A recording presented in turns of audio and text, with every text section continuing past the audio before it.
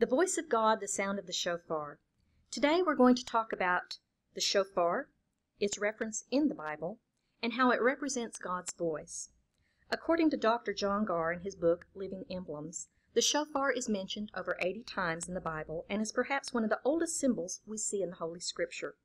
It has a distinctive sound, as it is the call for the believer to focus their attention on the voice of the God of Abraham, Yitzhak, and Yaakov.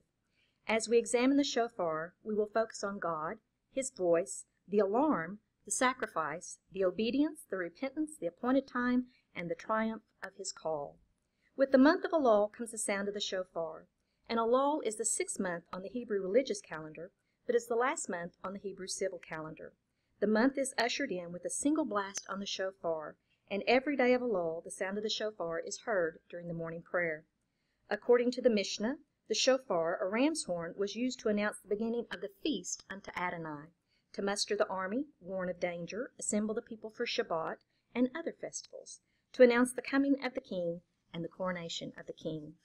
During the month of Elul, as the shofar is sounded each day, it represents the voice of God, the call to do teshuvah, the Hebrew word for acknowledging that a person was separated from God, to admit that they were a sinner, to repent and to seek forgiveness from God and from his fellow man, to turn away from sin and to return to his Creator.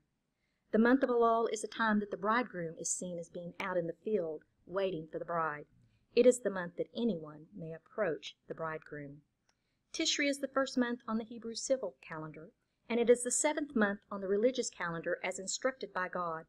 Leviticus 23, verses 23 and 24 states, Adonai said to Moshe, Tell the people of Israel, in the 7th month, the 1st of the month is to be a day for you of complete rest for remembering, a holy convocation, announced with the blast of the shofar, and this is according to the Complete Jewish Bible by David Stern. On this day, the 1st day of Tishri, the shofar is blown 100 times and is viewed as the call of God, his voice calling through the sobbing and the weeping cry, the urgency of the sound of repentance. It is the sound of God's voice calling to his people, louder and louder. Exodus 19:16 states, On the morning of the 3rd day there was thunder, lightning, and a thick cloud on the mountain. The shofar blast sounded so loudly that all the people trembled.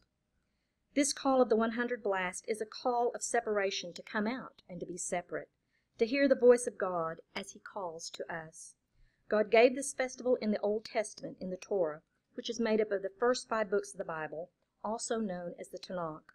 Rosh Hashanah means head of the year and is referred to as Feast of Trumpets, the day of blowing, Yom Teruah. It is a feast unto Adonai, as the Bible tells us, and Philippians tells us that Yeshua is Adonai.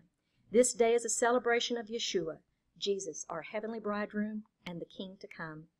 The blast of the shofar is called to Shema, to hear and put action, to obey the voice of God. It is a call to gather God's people to him, and Psalms 47 is recited 7 times before sounding the shofar, and it reminds us of the 7 times the Israelites made the 7 rounds of Jericho before the walls fell and the shofar was sounded. Psalms 47 proclaims, Allah Elohim Baturah Adonai B'kol Shofar, literally, God ascends with the blasting, and the Lord with the sound of the shofar. The shofar is blown during the additional service on Rosh Hashanah in Jewish synagogues and Messianic congregations throughout the world. It is seen as declaring the kingship of God and the looking forward to the Messianic age. Arthur Finkel states the shofar is only taken from a clean animal, such as a ram, a gazelle, an antelope, or a kudu. The making of a shofar from a cow horn is prohibited, as this is a remembrance of the golden calf incidents. And shofars may be decorated with silver or gold, as we have here, but the mouthpiece has to remain natural, as it is seen as God's mouthpiece. A blessing is said before the blowing of the shofar, and the congregation responds with, Amen. Blessed are you, O Lord our God, King of the universe, who sanctified us with your commandments, commanding us to hear the sound of the shofar. Blessed are you, O Lord our God, King of the universe, who granted us life, who sustained us, and who enabled us to this day.